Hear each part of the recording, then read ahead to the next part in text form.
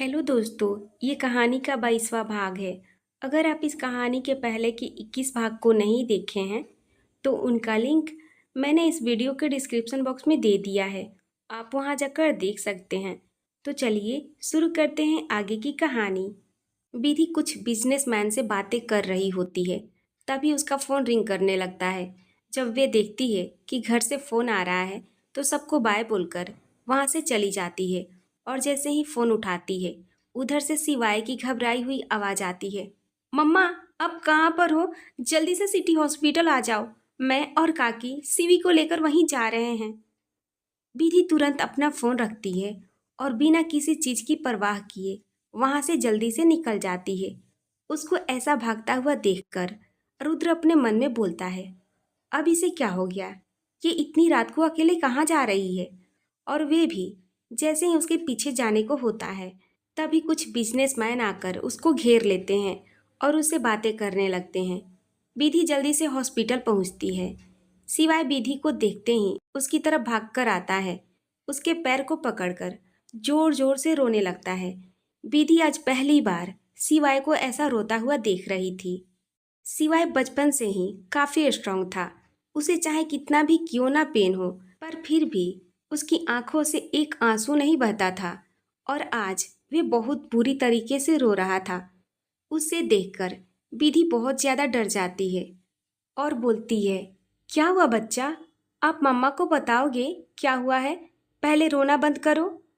सिवाय अपने आंसू पोंछते हुए बोलता है, सिवी को कुछ हो गया है, सांस नहीं ले रही है मम्मा। ये सुनते ही विधि अपनी जगह एकदम से जम जाती है। उसका दिमाग तो काम ही करना बंद कर देता है।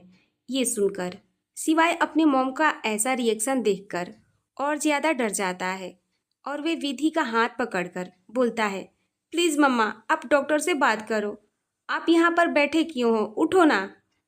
विधि अपना होश संभालती है और जहाँ पर सीवी को एडमिट किया गया था उस वार्ड में जाकर देखती है तो सीवी बड़ी बड़ी मशीनों से घिरी हुई थी और उसके फेस पर ऑक्सीजन मास्क लगा हुआ था। उसको इस हालत में देखकर विधि के मानो पैर ही जम गए हो अपनी जगह पर। विधि धीरे से चलकर सीवी के पास पहुंचती है और उसको इस हालत में देखकर विधि के आंखों से आंसू गिरने लगते हैं। तभी वार्ड में एक नर्स आती है और विधि से बताती है कि डॉक्टर उससे मिलना चाहते हैं। विधि डॉक्टर के केबिन में जाती है। डॉक्टर बोलते हैं, बैठिए, आप तो बहुत बड़ी एक हार्ट सर्जन हैं और आपको अपनी बेटी की कंडीशन को देखकर पता लग ही गया होगा कि उसका ऑपरेशन जल्द से जल्द करना बहुत ज़रूरी है। और आपको पता है, इस हॉस्पिटल में हमारे पास कोई ऐसा डॉक्टर नहीं है जो आपकी बेटी का ऑपरेशन कर सके, इसलिए आपको दूसरे डॉक्टर से कांटेक्ट करना पड़ेगा। विधि बोलती है, हाँ पता है, मैं बड़े से बड़े डॉक्टर से कांटेक्ट करने की कोशिश करती हूँ ताकि वे जल्द से यहाँ पर आ सकें। फिर वे एक फाइल विधि को देकर बोलते हैं, आप खुद ही डॉक्टर हैं, मुझे आपको बताना नहीं चाहिए, बट फिर भी मैं आपको बता दे रहा हूँ। आपकी बेटी पहले से भी बहुत डाउन थी और आपको पता ही है ऑपरेशन होने के टाइम पर उनको ब्लड की ज़रूरत पड़ सकती है, क्योंकि उनमें ब्लड की मात्रा बहुत कम है और उनका जो ब्लड है वे बहुत ही रेयर ब्लड है, गोल्डन ब्लड, जिसके बारे में आपने सुना ही होगा। अभी तक दुनिया में बस 43 लोगों के अंदर ही पाया गया है। उनमें से 44वें आपकी बेटी है और ये ब्लड हमें बाहर नहीं मिल सकता है। तो हो सकता है आपका या इनकी फादर का यही सेम ब्लड ग्रुप हो। तो आप उनका 1-2 दिन तक खाने पीने का अच्छे से ध्यान रखिए, क्योंकि हमें 1 से 2 वोटर खून की ज़रूरत पड़ सकती है ऑपरेशन के टाइम पर। विधि ओके बोलकर वहाँ से उठकर चली जाती है। विधि सीवी का हाथ पकड़कर रोते हुए बोलती है, सॉरी बच्चा, आपकी मम्मा बिल्कुल यूजलेस हैं, आपके लिए कुछ नहीं कर सकती हैं। और वे रोने लगती है। तभी उसके कंधे पर किसी का हाथ महसूस होता है। जब वे अपना सर उठाकर ऊपर देखती है तो वहाँ पर काकी होती हैं। विधि उनको गले लगाकर रोने लगती है और बोलती है, मैंने इन्हीं हाथों से बहुत लोगों की जान बचाई है, लेकिन आज अपनी बेटी के लिए कुछ नहीं कर पा रही हूँ, सिवाय उसको मौत के मुंह में जाता देखने के अलावा। काकी बोलती हैं, बिटिया ऐसे नहीं बोलते, भगवान सब ठीक कर देंगे। जो सबके साथ अच्छा करता है भगवान उसके साथ कभी गलत नहीं करते हैं। आप टेंशन मत लो, बस डॉक्टर ने जो बोला है उसकी तैयारी करो। तभी वहाँ पर आस्था, निशा, रिया, तन्मय, समर्थ, विक्की सब आ जाते हैं। उन सबको वहाँ पर देखकर विधि जल्दी से अपने आंसू पोंछती है और फिर अपने उसी कोल्ड वॉइस में पूछती है, तुम सब यहाँ पर क्या कर रहे हो? निशा बोलती है, मैंने आपको अकेले पार्टी से जाते हुए देखा तो मैं थोड़ा डर गई थी, इसलिए मैंने जाकर सबको बता दिया कि आप अकेले पार्टी से कहीं चली गई हो। आस्था बोलती है, सफाई बाद में लेना, पहले ये बता सीवी को क्या हुआ है, वे हॉस्पिटल में क्या कर रही है इस टाइम पर। फिर विधि उन सबको बताती है, डॉक्टर ने 2 दिन के अंदर इसका हार्ट ट्रांसप्लांट करने के लिए बोला है। तन्मय बोलता है, पर यहाँ पर कैसे हो सकता है, उसके लिए हमें किसी और हॉस्पिटल में चलना चाहिए। चल हम वापस न्यूजीलैंड चलते हैं, क्योंकि मुझे यहाँ के डॉक्टरों पर बिल्कुल भरोसा नहीं है। हम ऐसे रिस्क नहीं ले सकते हैं, और एंजल के लिए तो बिल्कुल नहीं। विधि बोलती है, मैंने वहाँ से 2 डॉक्टरों को बुलाया है यहाँ पर। विधि बोलती है, ये हॉस्पिटल है, तुम आस्था, निशा को छोड़कर बाकी के सभी लोग घर जाओ और साथ में सिवाय को भी लेते जाना। रिया बोलती है, पर हम तुझे ऐसे अकेले छोड़कर नहीं जा सकते हैं। विधि बोलती है, यहाँ पर जितने लोग रुकेंगे और ज़्यादा प्रॉब्लम बढ़ेगी, क्योंकि हॉस्पिटल में इतने लोग एक साथ नहीं अलाउ हैं। ये तो बात तुझे भी अच्छे से पता है, क्योंकि तू भी तो एक डॉक्टर ही है। इसलिए मेरी बात मानो और तुम लोग घर चले जाओ। वे उन सबको किसी तरह मनाकर घर भेज देती है। आस्था और निशा को सीवी के पास छोड़कर खुद भी हॉस्पिटल से निकल जाती है और अपने कार में बैठकर एक कॉल करती है। विधि बोलती है, जितना जल्दी हो सके मुझे रुद्र के मेडिकल रिकॉर्ड चाहिए, और हाँ, इस बात का ध्यान रखना उसमें उसके ब्लड ग्रुप के बारे में सारी इन्फॉर्मेशन होनी चाहिए। फिर वे एक बार में जाकर ड्रिंक करने लगती है। तभी वहाँ पर रुद्र आ जाता है, क्योंकि जब उसने भी विधि को ऐसे हड़बड़ाकर निकलते हुए देखा था तो उसको विधि की टेंशन होने लगी। इसलिए एक आदमी को कॉल करके उसने ये पता लगाने के लिए बोला कि इस टाइम पर विधि कहाँ पर है। विधि बहुत ज़्यादा ड्रिंक कर ली होती है और वे अपनी आंखों के सामने रुद्र को देखकर नहीं पहचानती है। विधि बहुत मुश्किल से अपनी आंखें खोलती है और ध्यान से देखने के बाद उसको पता चलता है कि इसके सामने कोई और नहीं बल्कि रुद्र बैठा है। उसको अपने पास देखकर पता नहीं विधि को क्या होता है, उसके गले लग जाती है और जोर जोर से रोने लगती है। उसको ऐसे रोता देख रुद्र एकदम से घबरा जाता है, उसके माथे को सहलाता है और बहुत ही प्यार से पूछता है, क्या हुआ, बताओ मुझे, क्यों रो रही हो। पर फिर भी विधि कुछ नहीं बोलती है और ज़्यादा रोने लगती है। रुद्र काफ़ी कोशिश करता है उसे चुप कराने की, लेकिन वे चुप नहीं होती। रुद्र को अब कोई रास्ता नहीं दिखता है उसको चुप कराने का, तो वे विधि का ठुड़ी पकड़कर उसके फेस को ऊपर करता है और अपने लिप्स से विधि के लिप्स को ब्लॉक कर देता है और सॉफ्टली उसे किस करने लगता है। उसको ऐसा करता देख विधि एकदम से रोना बंद कर देती है और अपनी जगह पर जम जाती है। कुछ देर बाद जब विधि को सांस लेने में प्रॉब्लम होने लगती है, तब जाकर रुद्र उसे छोड़ता है।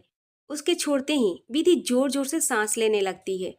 फिर अपने लिप्स को रफ करते हुए बोलती है, तुम्हारी हिम्मत कैसे हुई मुझे किस करने की, मैं तुम्हें मार दूंगी। और अपने दोनों हाथों से उसके सीने पर मारने लगती है और ऐसे ही मारते मारते रोना भी स्टार्ट कर देती है और रोते रोते बोलती है, तुमने मेरे साथ क्यों ऐसा किया, पता है तुम्हें, जब मुझे तुम पहली बार मिले थे ना, तुम मुझे बहुत अच्छे लगे थे, एकदम सपनों की राजकुमार की तरह।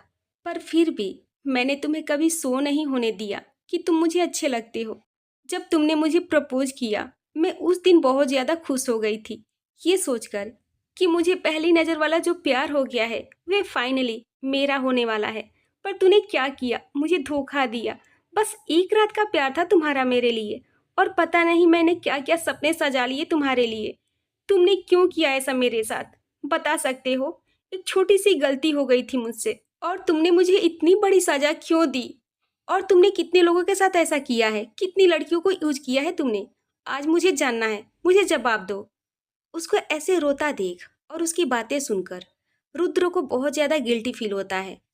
अगर मैं ये बोलूँ कि मैंने पहली बार किसी लड़की के साथ वे सब किया था, तो तुम विश्वास करोगी? बिल्कुल नहीं। जरूर और लड़कियों के साथ तुमने ऐसा किया होगा, तभी तुम्हारे किए की सजा किसी और को मिल रही है। सब बोलते हैं ना, माँ बाप की करनी की सजा बच्चों को भुगतनी पड़ती है। समझ लो तुम्हारे किए की सजा किसी और को मिल रही है। रुद्र को उसकी बात समझ नहीं आती है, फिर भी वे बोलता है, सॉरी, मैं जानता हूँ मैंने बहुत बड़ी गलती की है और इसकी कोई माफ़ी नहीं है, पर फिर भी मैं पूरी कोशिश करूँगा सब ठीक करने की। अब तो रोना बंद करो, मैं सब ठीक कर दूँगा। क्या तुम ठीक कर दोगे? क्या तुम मुझे पहले की तरह बना सकते हो? उस विधि को वापस ला सकते हो जो हमेशा खुश रहती थी, अपने दोस्तों के साथ मस्ती करती थी? क्या तुम उस तरह मुझे बना सकते हो ताकि मैं भी खुश रह सकूं?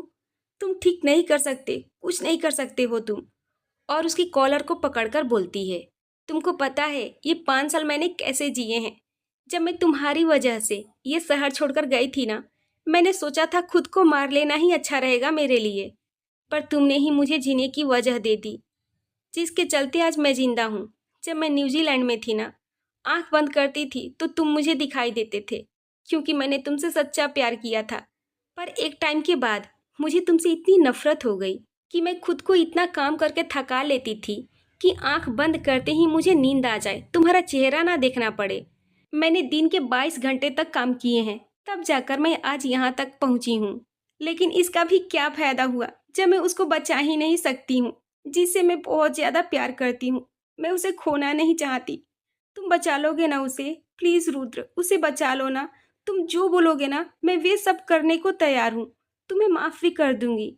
तुम जैसा चाहोगे मैं वैसा ही करूंगी, पर प्लीज उसे बचा लो ना। उसकी बातें सुनकर रुद्र सोच में पड़ जाता है कि विधि किसे बचाने की बात कर रही है। ठीक है, मैं बचा लूंगा उसे, पर बताओ तो बचाना किसे है और क्या हुआ है उसे? इतना बोलकर जैसे ही विधि की तरफ देखता है तो वे पाता है कि वे उसी की गोद में सो गई है। रुद्र एक गहरी सांस लेता है और फिर मोहित को कॉल करता है। उधर से एक आलस भरी आवाज आती है, जी सर बोलिए, इतनी रात को कॉल क्यों किया? रुद्र अपने कोल्ड वॉइस में बोलता है, अगर तुम सो रहे हो तो अभी के अभी उठ जाओ। सर मैं उठा हूँ, आप बोलिए। तुम पता करो कि विधि के दोस्तों में से किसी को कुछ हुआ है या महेश्वरी फैमिली में किसी को कुछ हुआ है। Okay sir. रुद्र विधि को अपनी गोद में उठाता है और उसे लेकर पार्किंग एरिया की तरफ चला जाता है।